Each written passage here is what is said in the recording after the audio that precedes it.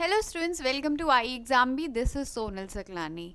सो students, हमारी series चल रही है जिसमें जितने भी आपके अपकमिंग एग्ज़ाम्स हैं, बीपीएससी बीएओ का एग्ज़ाम है अभी 1 और 2 मार्च को, फिर आपका सीयूईटी का एग्ज़ाम है 11 मार्च से, और फिर DSSB का भी एग्ज़ाम आएगा, ऑल्दो उसकी अभी तक डेट नहीं आई है। तो उसी इन सारे एग्ज़ाम्स की प्रिपरेशन करवाने के लिए हम आपके लिए लेके आए हैं एक सीरीज़ जिसमें कि हम 50-50 क्वेश्चंस हर एक टॉपिक के लेने वाले हैं। तो पहला जो ऑलरेडी इसका वीडियो जो है वो आउट हो चुका है।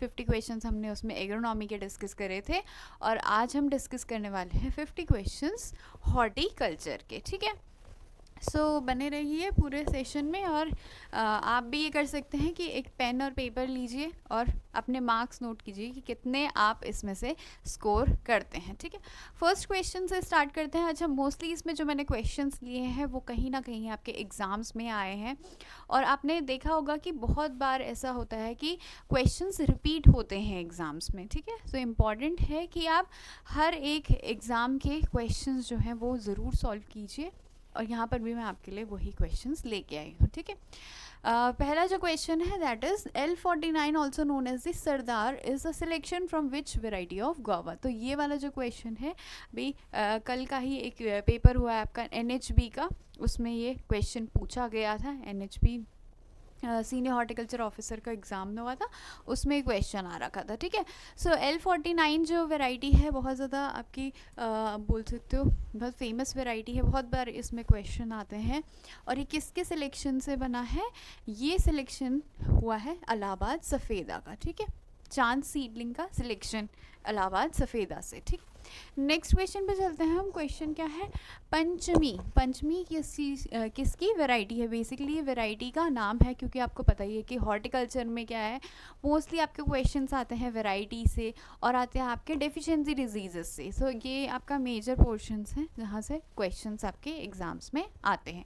तो यहाँ पर क्वेश्चन पूछा गया है कि पंचमी किसकी वैरायटी होती है? तो ये ब्लैक पेपर की वैरायटी है। ठीक है, नेक्स्ट क्वेश्चन पे चलते हैं। The inflorescence of fennel. Fennel का इन्फ्लोरेसेंस, ठीक है, सौंफ जो होती है उसमें इन्फ्लोरेसेंस, उसका जो प्लांट होता है उसमें किस तरह का फूल आता है? ठीक है, फूल या फिर अब हिंदी में इसको कहा जाता है पुष्पक्रम इन्फ्लोरेसेंस। ठीक है, तो किस तरह का होता है? वो होता है अम्बिल का।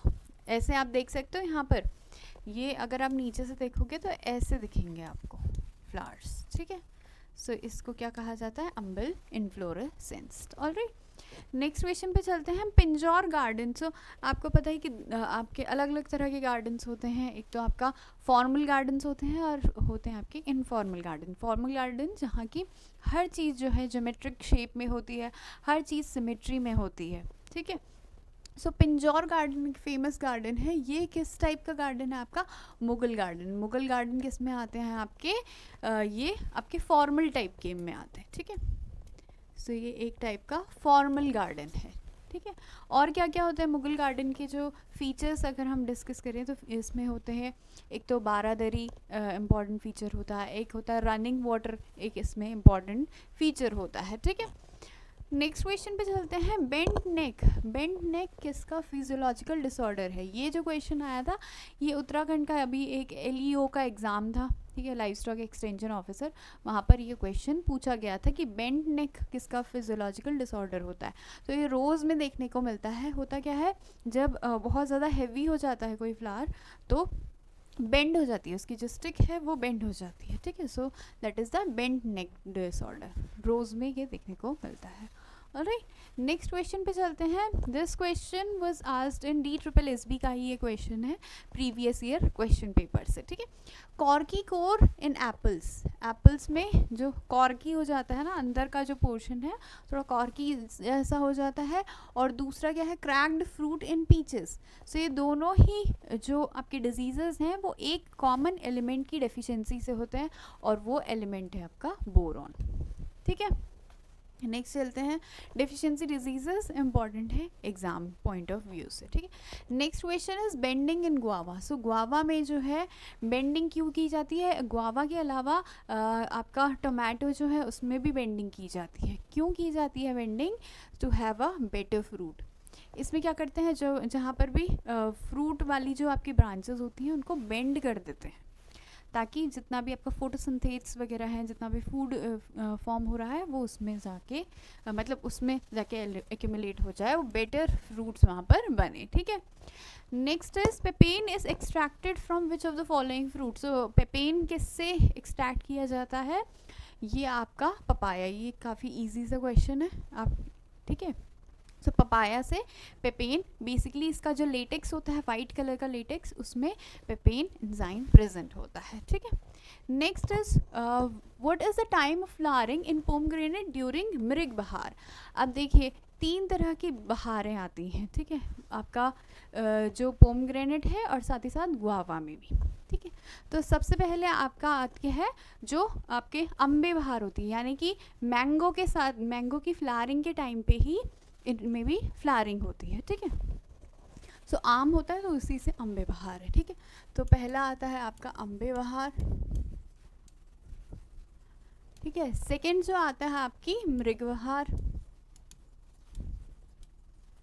और लास्ट में जब आप बोल सकते हो ईयर का एंड हो रहा है, अस्त हो रहा है, तो लास्ट में आता है हस्त बहार,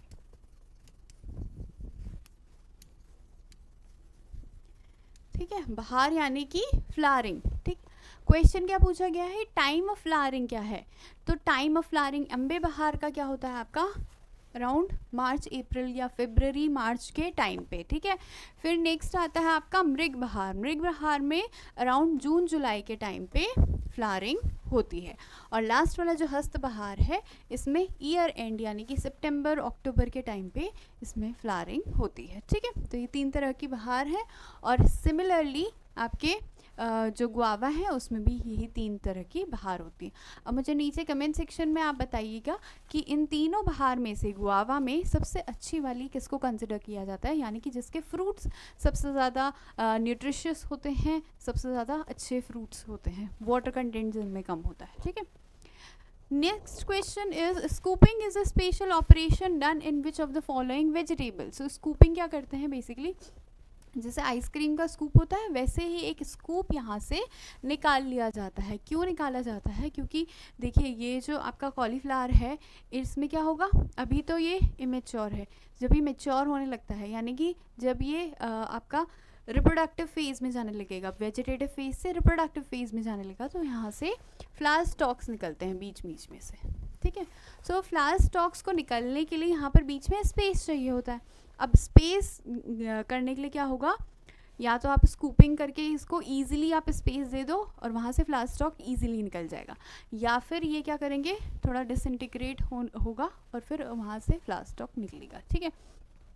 सो स्कूपिंग किस में की जाती है, कॉलीफ्लावर में। Alright, next is head formation and development of cabbage. So cabbage में हेड फॉर्मेशन और इसका जो डेवलपमेंट है, बेसिकली एडिबल पोर्शन इसमें क्या होता है, हेड होता है ना। सो उसका फॉर्मेशन करने के लिए कौन सा सूटेबल टेम्परेचर है, तो इसका suitable temperature is 15 to 21 degree Celsius, या फिर यहाँ पर आप देख सकते हो 15 to 20 डिग्री सेल्सियस तक टेम्परेचर चाहिए होता है। ये भी एग्ज़ाम में आया वो क्वेश्चन, आपका एनएससी में ये पूछा गया था, ठीक है। नेक्स्ट क्वेश्चन इज, ये वाला क्वेश्चन भी क्या हिस्सा है, DSSB से है। ऑलराइट, क्या क्वेश्चन है, which of the following pair is not correctly match, यानी कि मैच कौन सा करेक्टली नहीं हुआ है, ठीक है।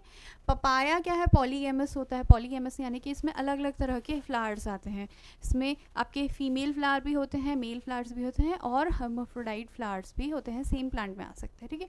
फिग जो होता है इसमें गाइनोडायोशियस, ठीक है, ये भी करेक्ट है। कीवी फ्रूट ये भी डायोशियस होता है। डेट पाम जो है, डेट पाम मोनोशियस नहीं होता बल्कि ये डायोशियस होता है।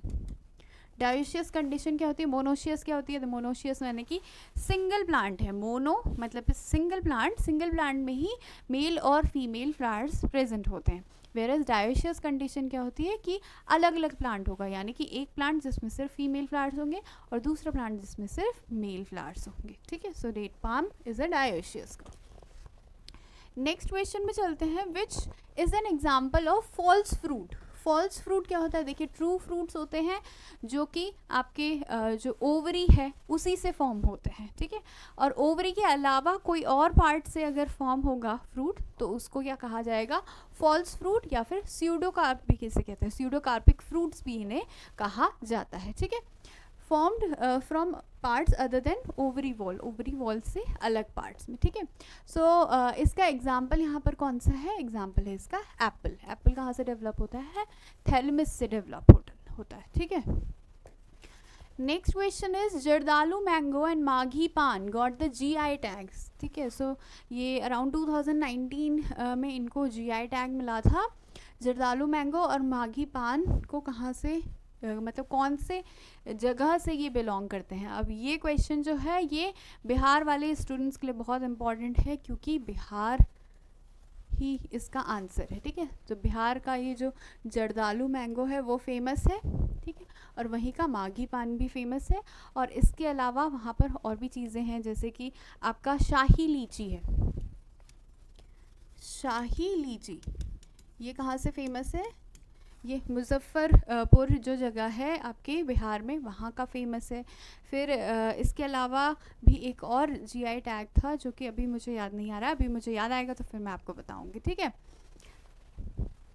मिथिला का, हाँ मिथिला का फिर से कॉमोडिटी का नाम भूल गए, नीचे मुझे कमेंट सेक्शन में बताइएगा आप कि मिथिला से क्या फेमस है, उसको भी एक GI टैग मिला है, ठीक है। Next is question which state leads in mushroom production. So ये भी जो बिहार वाले स्टूडेंट्स हैं एग्ज़ाम आ रहा है BAO का, तो वहाँ के जितनी भी कॉमोडिटीज़ हैं उसके बारे में जानना ज़रूरी है, ठीक है।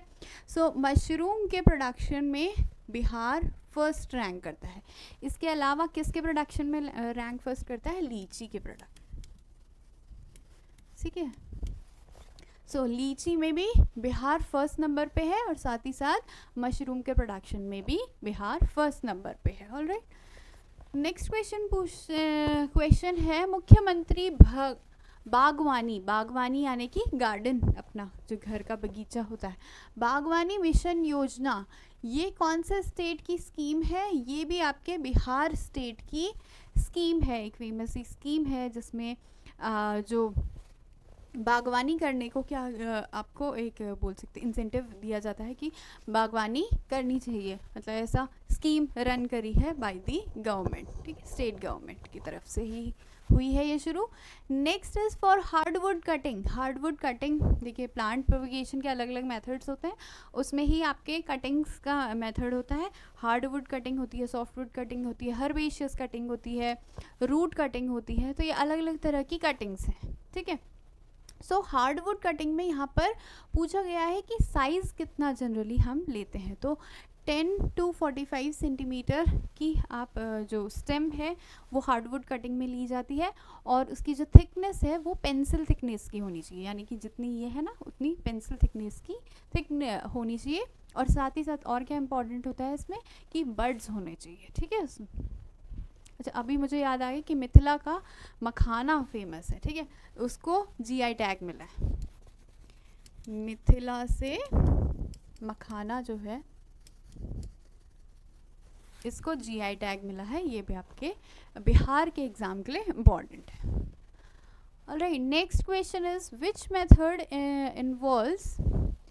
Involves bending the branch downwards, यानी कि ये आपको दिख रहा है प्लांट ये पहले ऐसा रहा होगा, फिर क्या कर दिया इसको पूरी तरह से नीचे को गिरा दिया, ट्रेंच में बेसिकली गिरा दिया, और फिर क्या कर रहे हैं जितने भी इसमें बर्ड्स आ रहे होंगे ना जहाँ से ब्रांचेस निकलनी थी, लेकिन अभी क्या हो रहा है यहाँ से एक नया सीडलिंग निकल रहा है आपका। सीडलिंग आप बोल सकते हो, सीडलिंग नहीं बोलेंगे, सीडलिंग तो सीड से निकल, लेकिन प्लांटलेट आप बोल सकते हो उसको, ठीक है। तो प्लांटलेट्स निकल रहे हैं और साथ ही साथ क्योंकि ये सॉइल के नीचे अब दबा हुआ है तो फिर यहाँ पर से साथ ही साथ रूट्स भी निकलते हैं, तो एक साथ ही एक ही बार में एक से ज़्यादा प्लांट्स हमको मिल जाते हैं इसमें से, ठीक है। सो ये कौन सा मेथड है आपका? दिस इज़ कंटिन्यूस और ट्रेंच लेयरिंग मेथड, ठीक है। इसके अलावा सिंपल लेयरिंग आपका मेथड होता है जिसमें सिंपली जो आपका प्लांट है इसकी नीचे वाली ब्रांच को ऐसे सिंपली हम मिट्टी में दबा देते हैं, फिर उससे क्या होता है नई उसमें रूट्स निकलने आती है, ठीक है। Next is which of the following is used as a root stock for sapota. Now root stock वाला क्वेश्चंस भी आपके लिए इम्पॉर्टेंट है. सपोटा में आपका कौन सा यूज़ किया जाता है? खिरनी यूज़ किया जाता है. ठीक है. क्विंस बी और क्विंस सी ये जो है पियर में यूज़ किए जाते हैं आपके. डॉग रिज जो है ये आपका IPS AFO में क्वेश्चन आ रखा था. डॉग रिज ग्रेप्स में यूज़ किया जाता है. ठीक है. और पूसा सृजन जो है ये गुआवा का है. ऑलराइट, नेक्स्ट क्वेश्चन पे चलते हैं हम. लीची इज अ कमर्शियली प्रोपिगेटेड. लीची इज कमर्शियली प्रोपिगेटेड. हाँ, लीची is commercially propagated by which method. ये बहुत ज़्यादा रिपीटेड क्वेश्चन है, एक से ज़्यादा एग्जाम्स में ये आ चुका है. लीची का क्वेश्चन, मैंगो का क्वेश्चन ये जनरली पूछे जाते हैं. अच्छा, AFO में एक बार अब पूछा गया था कोकोनट का प्रोपिगेशन. AFO में और नाबार्ड में पूछा गया था कि कोकोनट कैसे प्रोपिगेट किया जाता है. तो through it is propagated through the seedlings. ठीक है. फिर लास्ट टाइम जो क्वेश्चन आ रखा था वो था कि स्ट्रॉबेरी का प्रोपिगेशन कैसे किया जाता है. तो स्ट्रॉबेरी का थ्रू रनर्स किया जाता है. इसका आंसर क्या है? लीची का एयर लेयरिंग की जाती है. इसके अलावा जो आपके लिए इम्पॉर्टेंट है दैट इज़ मैंगो. मैंगो में वीनियर ग्राफ्टिंग करते हैं और इनार्चिंग भी करते हैं. दोनों ही मेथड्स होते हैं. बनाना में स्वॉर्ड सकर्स. वैसे तो सकर्स है लेकिन स्पेसिफिकली अगर कहीं पर पूछा जाए तो it is sword suckers. Papaya जो है इसमें सीड्स यूज़ की जाती है. गुआवा के लिए स्टूलिंग और माउंट लेयरिंग इम्पॉर्टेंट है. ठीक है.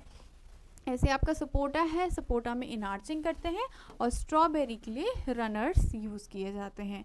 Next question is which of the following is not a climacteric fruit. Climacteric fruits और नॉन क्लाइमैक्टेरिक फ्रूट्स में डिफरेंस क्या होता है कि क्लाइमैक्टेरिक फ्रूट्स को even after you pluck it from the उसका मदर प्लांट से जब आप उसको निकाल देते हो, हार्वेस्ट कर देते हो, उसके बाद भी उसमें राइपनिंग की प्रोसेस चलती है. राइपनिंग की प्रोसेस कैसे चलती है? उसमें जो इथाइलिन का प्रोडक्शन है वो पीक पे जाता है. रेस्पिरेटरी उसमें पीक आती है एक बार. ठीक है.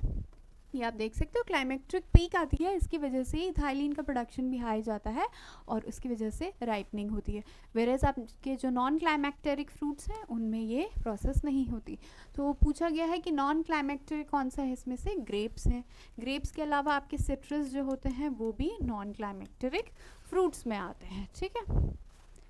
Next question, in cabbage and cauliflower and broccoli, the hollow stem with a dark internodes are most often caused by. So ऐसी जो आपको deficiency, कभी कभी आपने अगर सब्जी लेने गए होंगे मार्केट में और घर आके आपने ऐसे दिखाया होगा मम्मी को कि ये तो इसमें तो होल है बीच में, तो ये किस वजह से होता है? क्या रीज़न दोगे फिर घर में कि किस वजह से होता है? This is due to the boron की deficiency. Alright. Next is Pusa Nanha variety. Pusa Nanha variety क्या है? ये एक डॉर्फ वेराइटी है पपाया की और this is also use for high density planting. ठीक है. जैसे आपके मैंगो में आम्रपाली यूज़ की जाती है फॉर हाई डेंसिटी प्लांटिंग, वैसे यहाँ पर ये पूसा नन्ना मतलब हाई डेंसिटी प्लांटिंग के लिए यूज़ किया जाता है. और साथ ही साथ क्या है, ये कैसे डेवलप किया गया था? तो ये म्यूटेशन के थ्रू डेवलप किया गया था. ठीक है. अच्छा, एक और क्वेश्चन आता है मीडो ऑर्चार्डिंग से. ठीक है. सो नीचे मुझे कमेंट सेक्शन में आप बताइएगा कि मीडो ऑर्चार्डिंग क्या होता है. Alright. Next question is buttoning in cauliflower. So cauliflower में जब ऐसे बटन शेप में हो जाते हैं, वैसे तो ये कॉम्पैक्ट बनना चाहिए था लेकिन कॉम्पैक्ट ना बन के कभी कभी डिसइंटीग्रेट जब हो जाते हैं, तो ये किस वजह से होता है buttoning in cauliflower? This is due to the nitrogen की डेफिशिएंसी. ठीक है. और नाइट्रोजन की जब टॉक्सिसिटी हो जाती है तो राइसिनेस की प्रॉब्लम आती है. ठीक है. राइसिनेस की problem in cauliflower. Next question is the disorder is generally seen in the mango which में occur due to the improper pollination. जब कभी नहीं होता है तो उसकी वजह से आप ये देख रहे हो कि क्लस्टर फॉर्मेशन में हो जाते हैं. ठीक है. इम्प्रॉपर पॉलिनेशन और फर्टिलाइजेशन जब नहीं हो पाता है तो जितने भी आपके जो फ्रूट्स फॉर्म होते हैं वो क्लस्टर फॉर्म में हो जाते हैं. तो इसको क्या कहा जाता है? Clustering is a problem here. और इसको दूसरा नाम क्या देते हैं? झुमका डिजीज़ भी इसका नाम दिया जाता है. झुमका डिजीज़ या डिसऑर्डर आप बोल सकते हैं. ठीक है. Next question is Virachola isocrates. Virachola isocrates, ये किसका साइंटिफिक नेम है? This is the scientific name of anar butterfly. तो ये किसके, अनार बटरफ्लाई, जब नाम ही अनार बटरफ्लाई है तो पोमग्रेनेट का ये एक मेजर पेस्ट है, ठीक है। नेक्स्ट क्वेश्चन पे चलते हैं। Vinegar made from the apple juice is known as, so vinegar जब हम बनाते हैं एप्पल जूस से तो उसे सिडर कहा जाता है, ठीक है। वेर एज जब पियर से बनाते हैं तो उसे पेरी कहते हैं, ठीक है। और फेनी किससे बनता है? आपका कोकोनट या कैश्यू नट से बनता है, ठीक है। नेक्स्ट क्वेश्चन इज हेन एंड चिकन। हेन एंड चिकन यानी कि कुछ जो आपके ग्रेप्स हैं उनका साइज़ बड़ा होता है और कुछ ग्रेप्स का साइज़ छोटा रह जाता है। ये किस वजह से होता है hen and chicken in grapes? This is due to the boron की डेफिशिएंसी से, ठीक है। Next is which of the following is most suitable root stock of mandarin. Mandarin basically citrus fruits में जो आता है, इसका रूट स्टॉक सबसे बेटर या सबसे सूटेबल कौन सा होता है? रफ लेमन, ठीक है। नेक्स्ट क्वेश्चन पे चले। Next question is which of the following planting distance is kept in मीडो orchard system. मीडो orchard system, ये तो वैसे मैं क्वेश्चन आपको पूछ रही थी लेकिन कोई बात नहीं, यहीं पर आ गया है। तो ये आपके गुआवा में फॉलो की जाती है। आप बोल सकते हो कि अल्ट्रा स्पेसिंग जो है, मतलब स्पेसिंग बहुत कम कर देते हैं। एक तो हाई डेंसिटी प्लांटिंग होती है, हाई डेंसिटी प्लांटिंग से भी कम इसमें स्पेसिंग की जाती है। तो इसमें स्पेसिंग रखी जाती है 2 into 1 मीटर की। Alright. Next question, bunchy top of बनाना।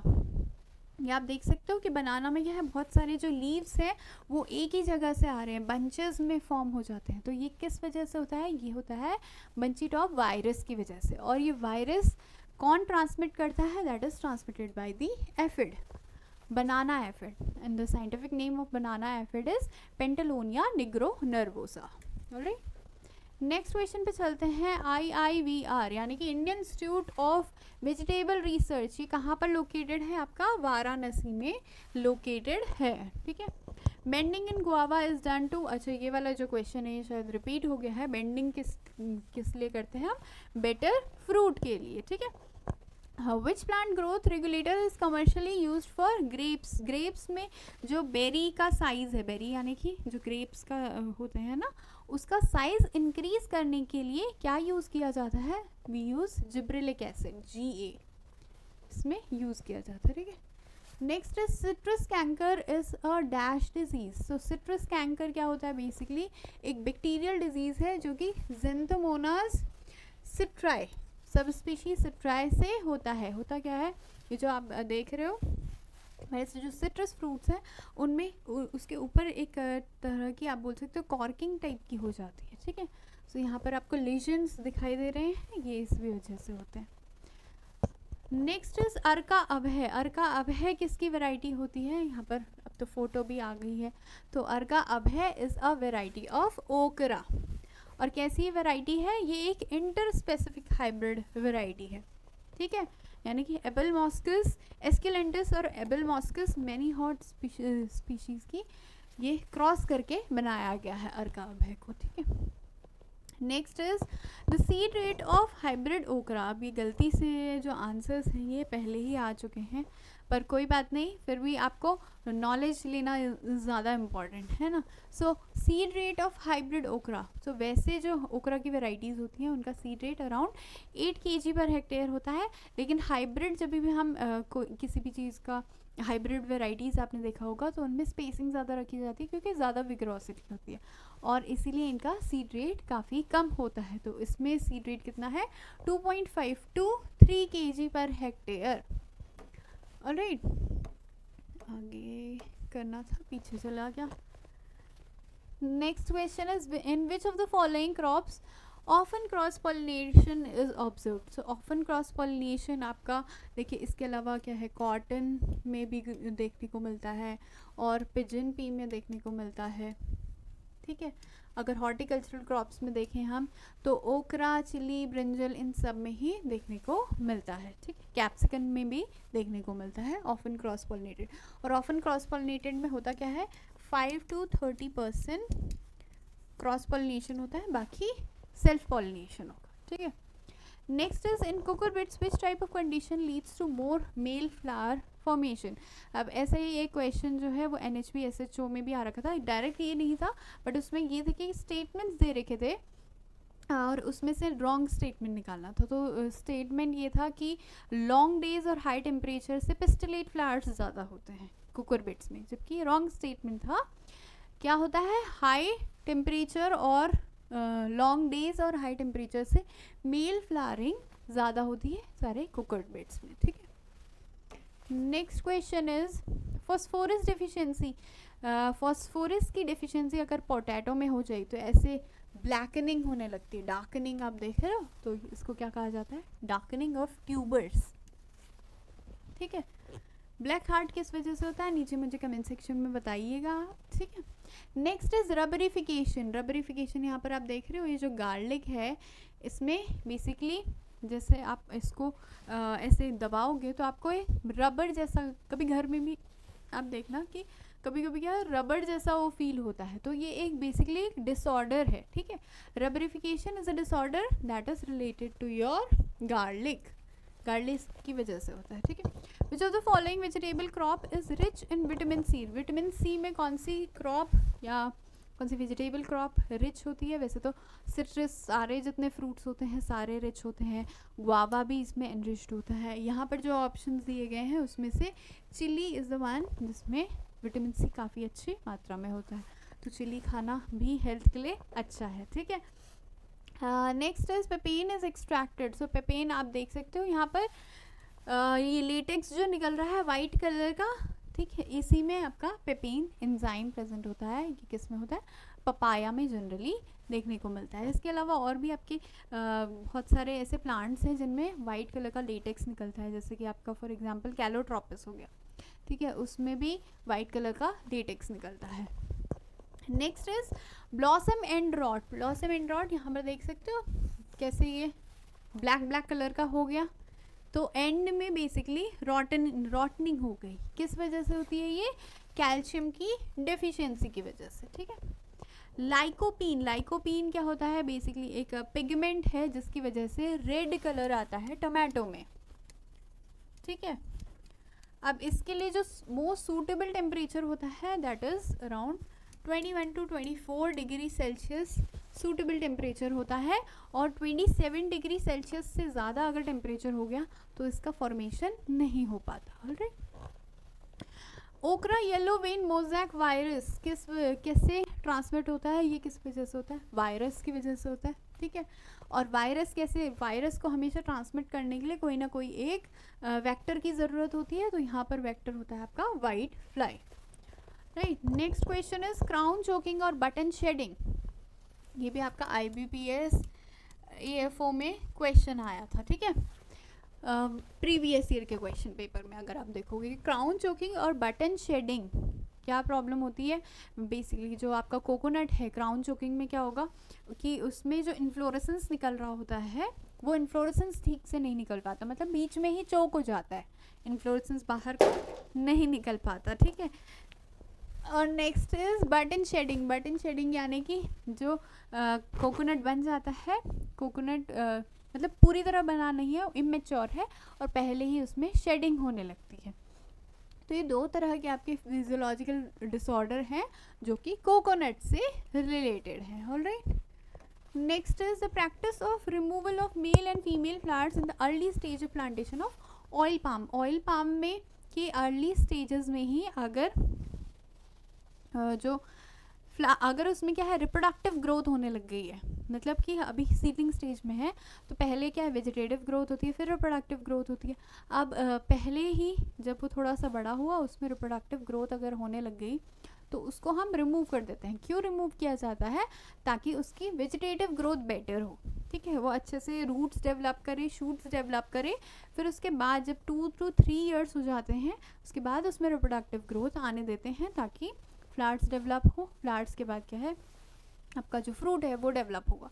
अब जब अच्छे से उसके रूट्स शूट्स अच्छे से डेवलप हो जाएंगी, उसके बाद जो उसमें रिप्रोडक्टिव ग्रोथ होगी वो बेटर होगी एज़ कम्पेयर टू अगर उसमें बचपन में ही मतलब अर्ली स्टेजेस में ही अगर उसमें रिप्रोडक्टिव ग्रोथ होने लगी। इसलिए इसमें रिमूव कर दिया जाता है मेल और फीमेल फ्लावरिंग। तो इस प्रोसेस को क्या कहा जाता है? एब्लेशन इसे कहा जाता है। ऑलराइट, नेक्स्ट ओके, तो ये थे आपके टॉप जो 50 क्वेश्चंस थे। ऑलराइट, सो ये क्वेश्चंस हॉर्टिकल्चर के थे। अगर आपको और भी सब्जेक्ट के क्वेश्चंस चाहिए और ये सीरीज़ आप चाहते हैं कि कंटिन्यू हो तो नीचे आप कमेंट सेक्शन में लिख सकते हैं। और अगर आप कोई स्पेसिफिक एग्ज़ाम टारगेट कर रहे हैं, उसके मॉक टेस्ट देखना चाहते हैं, तो एक तो DSSSB का फ्री में मॉक टेस्ट, इस साथ ही साथ इसके प्रीवियस ईयर के जो क्वेश्चन पेपर हैं वो भी अवेलेबल है साइट पे, तो वहाँ पर जाके आप जिसे चेक कर सकते हैं। इसके अलावा आपके BPSC BAO के मॉक टेस्ट भी अवेलेबल है, और CUET जो भी एग्ज़ाम अगर स्टूडेंट्स टारगेट कर रहे हैं, स्पेशली UG वाले जो स्टूडेंट्स हैं वो PG में एडमिशन लेने के लिए अगर टारगेट कर रहे हैं CUET के एग्ज़ाम को, तो वो भी यहाँ से फ्री मॉक टेस्ट अवेल कर सकते हैं। ऑलराइट, किसी भी तरह का डाउट हो तो आप नीचे कमेंट सेक्शन में लिखिए। Thank you for watching.